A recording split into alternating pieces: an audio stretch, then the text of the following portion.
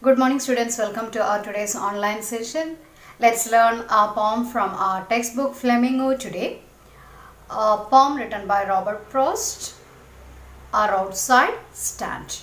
In this poem, the author Robert Frost, an American writer, he is trying to picturize the difference of progress and development happening in cities and villages. In the whole poem, the poet has pictured the villagers as innocent people and the city dwellers as careless, selfish people. And he has tried to picture the indifferent, insensitive attitude of city dwellers. Now let's see the poem line by line. A Roadside Stand by Robert Frost. In this poem, the poet Robert Frost is talking about the progress and development which are unequal between the city and village dwellers. And the poet is of the opinion that this inequality leads to the feelings of distress and unhappiness among the dwellers of the villages. The socio-economic condition of the rural population of the country does not show any improvement in real sense. Most of the poor people are still below the poverty line.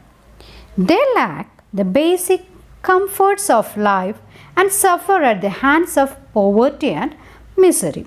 So this is the basic theme the poet is talking to us through this poem.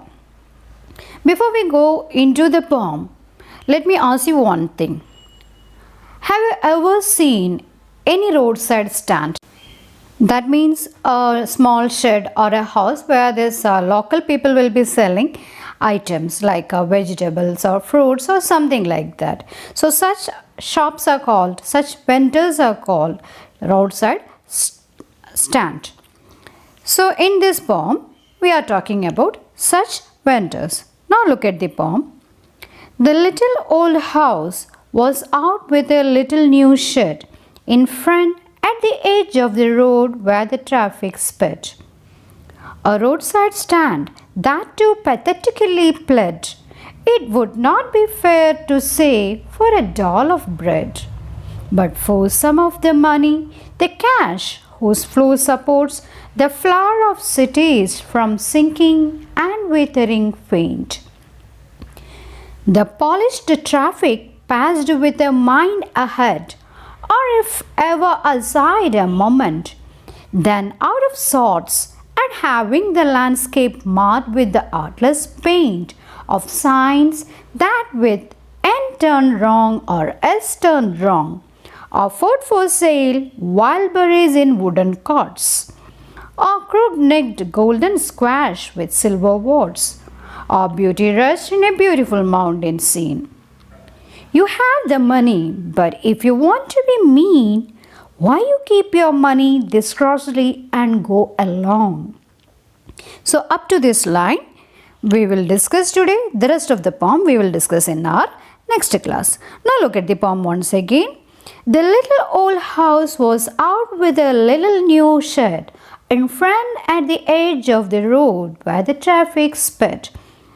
So in the first two lines, this poet is talking about a small house. A little old house was out with a little new shed. So there is a new shed in front of an old house.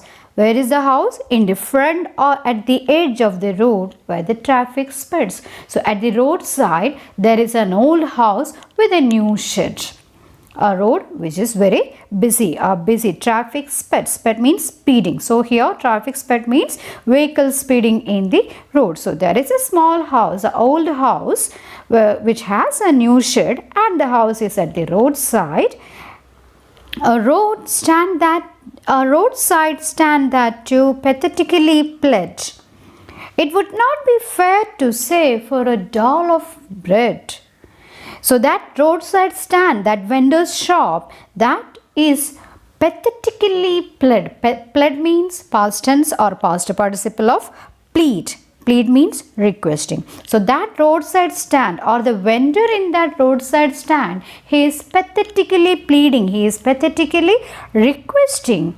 It would not be fair to say, it's not fair to say that for a doll of bread, he is not begging for food. He is not requesting for food. So it is not fair to say that that roadside vendor is pathetically requesting or begging for food. No, he is not doing that. But for what he is pleading?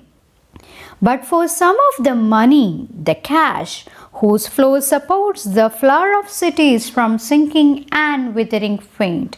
So he is requesting for some money, for some cash. No, he is not asking for any alms. He is requesting for some money, the cash, which flows, whose flow supports the flowers of cities and from sinking and withering faint. So this money, the money which helps the city dwellers to live a happy, beautiful, colorful life. He is asking for some cash. He is not begging for any money. He is asking these sweet city dwellers, wealthy people, to buy something from his roadside stand. So he is not begging for food. He is not begging for any cash. Yes, he is asking for cash. He is asking these wealthy people, these city people, to buy something from his roadside stand.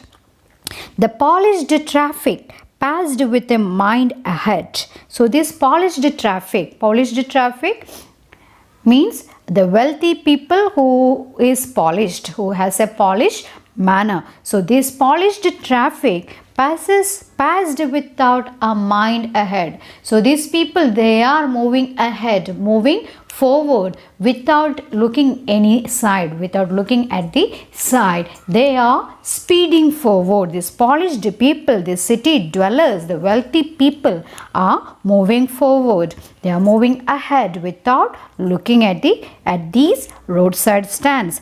Or if ever aside a moment, or if they parked for a moment at the side, or if ever aside a moment, if they are parking their vehicle aside for a moment, then out of sorts at having the landscape marred with the artless paint of signs that with N turned wrong and S turned wrongs, offered for sale wild berries in wooden carts, or crook-necked golden squash with silver wards, or beauty rushed in a beautiful mountain scene. So they are not looking at the sides, not looking at the roadside, they are moving ahead. Suppose if they are parking aside for a moment, what all things they will see? They will see the marred boards.